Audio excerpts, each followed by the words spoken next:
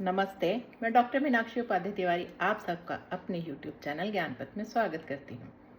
मेरी आज चर्चा का विषय है कि क्या संस्कृत के श्लोक आज के समय में भी उतने ही उपयोगी हैं कि जितना वो पुराने समय में हुआ करते थे। आज मैं एक श्लोक बताऊंगी, उसका अर्थ बताऊंगी और आप कमेंट करके हमें ये बताएंगे कि आपके जीवन में वो श्लोक कितना खरा उतरता है। तो चलिए स्टार्ट करते हैं हम अपना श्लोक। तैलाद रक्षेद जलाद रक्षेद रक्षेद शिथिल बंधनात् मूर्ख हस्ते न दातव्य वदति इति मातृका। कहने का अर्थ है कि तेल से रक्षा करो, जल से रक्षा करो और शिथिल बंधन यानी लूज बाइंडिंग से रक्षा करो और किसी भी मूर्ख व्यक्ति के हाथ में मुझे मत दो, ऐसा पुस्तक बोलती है। कहने का तात्पर्य है कि जब हम पांडुलिपि का कोर्स कर रहे थे तब हमें ये बताया गया कि जब पुराने विद्वान लोग या लिपिकार ताड़पत्रों में या भुर्ज पत्रों में लिखते थे तो बहुत कठिनाई होती थी, क्योंकि किसी पत्ते पे लिखना बहुत कठिन कार्य होता है। तो वो अंत में पुस्तक के द्वारा पाठक को एक याचना किया करते थे।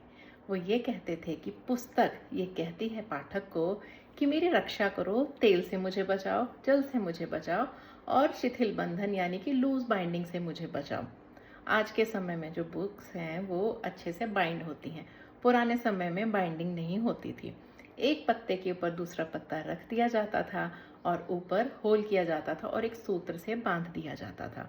इसलिए पुस्तक कहती है कि मेरा जो बंधन है यानी कि जब हम टाई करते हैं उसको टाइटली करो, क्योंकि अगर एक भी पन्ना इधर उधर चला गया तो पुस्तक का मटेरियल गायब हो जाएगा और पुस्तक व्यर्थ हो जाएगी। और किसी भी ऐसे व्यक्ति के हाथ में उसे मत दो जिसे उसकी वैल्यू नहीं, जो मूर्ख हो। तो आज भी तो ये जो पुस्तक ने कहा है पाठक से, ये भी आज भी लागू होता है। पुस्तकों में ज्ञान होता है और ज्ञान से कीमती तो कोई वस्तु इस दुनिया में नहीं है। लेकिन जब मनुष्य जीवन जीता है तो उसके जीवन में बहुत सी ऐसी चीज़ें होती हैं जो मूल्यवान होती हैं।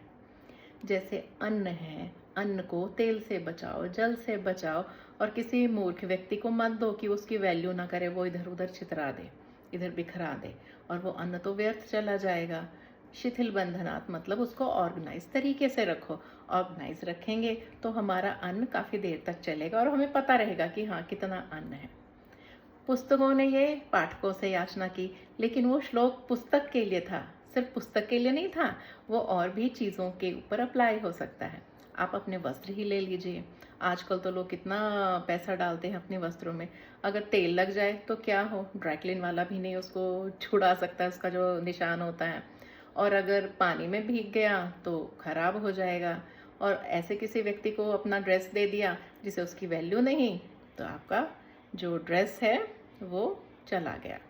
और शिथिल बंधन में यहाँ पे क्या होगा कि आप उसको ठीक से ऑर्गेनाइज करके रखें ताकि इन चीज़ों की लाइफ रहे, आप उसका सदुपयोग कर सकें। तो फ्रेंड्स, ये पुस्तक कहती है, पुराने ज़माने में क्या था, रात को जब लिखते थे तो तेल वाली बाती ही तो जलती थी ना। तो वो हमेशा ध्यान रखते थे लेखक, जो लिपिकार थे, कि थोड़ा दूर रह के लिखा जाए, कहीं उसका एक तेल भी चला गया तो अक्षर मिट जाएगा, पता ही नहीं लगेगा कि क्या लिखा है। और बाढ़ से, पानी से बचाओ, बाढ़ भी आती थी तो पुस्तकों को वो हमेशा ऊपर के स्थान पे रखते थे कि वो पानी से बची रहें। पानी में तो क्योंकि पत्ते तो गल जाएंगे।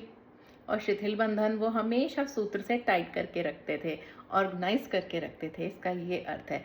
और जिसको ज्ञान की वैल्यू नहीं है उस व्यक्ति को कभी भी अपनी पुस्तक मत दीजिए, क्योंकि अगर आप अपनी पुस्तक देंगे आपका उसमें लिखा हुआ ज्ञान तो जाएगा ही जाएगा, वो पुस्तक आपको वापस नहीं मिलेगी, क्योंकि किसी भी मूर्ख व्यक्ति को पुस्तक की कोई वैल्यू नहीं होती।